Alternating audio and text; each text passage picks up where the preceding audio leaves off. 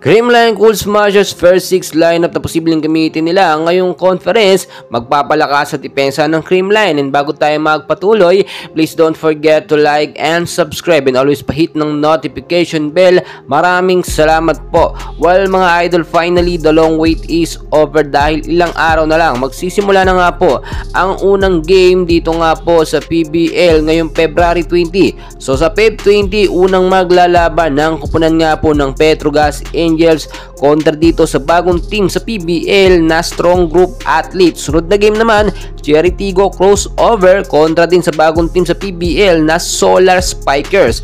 Sa next game naman, February 22, ang maglalaban naman Galleries High Tricers at PLDT High Speed Hitters. Next game naman, etong Next Led at Chocomocho Flying Titans.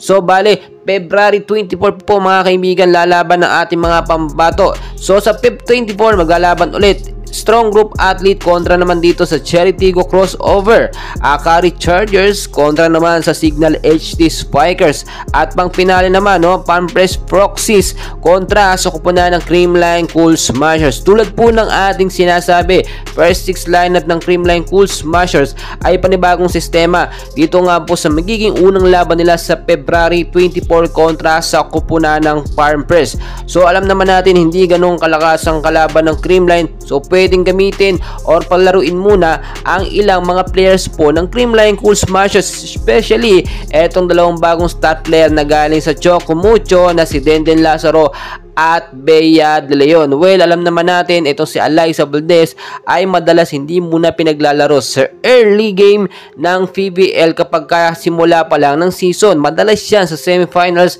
at sa final game na ipinapasok. Doon nagbabago ang sistema ng Creamline Cool Smashers. So, posibleng mabigyan ng mga playing time or mataas na playing time itong si Denden Lazaro at Bea De Leon, especially ito nga pong bagong beach volleyball player na recruit ng Creamline na si Ditch Rodriguez. So kung titignan nyo, bubuo ulit ng panibagong chemistry ang Creamline, which is set by set ang mangyayari. Officially, madalas tayong sanay na sanay sa lineup ng Creamline ni Coach Sharon Meneses, kasama nga itong si Tots Carlos, Gemma Galasa, Kyle Negrito, Alyssa Valdez at itong, pero posibleng mabago yan yung rotation na yan dahil nga po sa dami at loaded na mga player ng Creamline. So hindi rin natin pwedeng baliwalain yung mga teams na makakalaban nga po ng CCS dahil loaded at magagaling din po ang mga yan.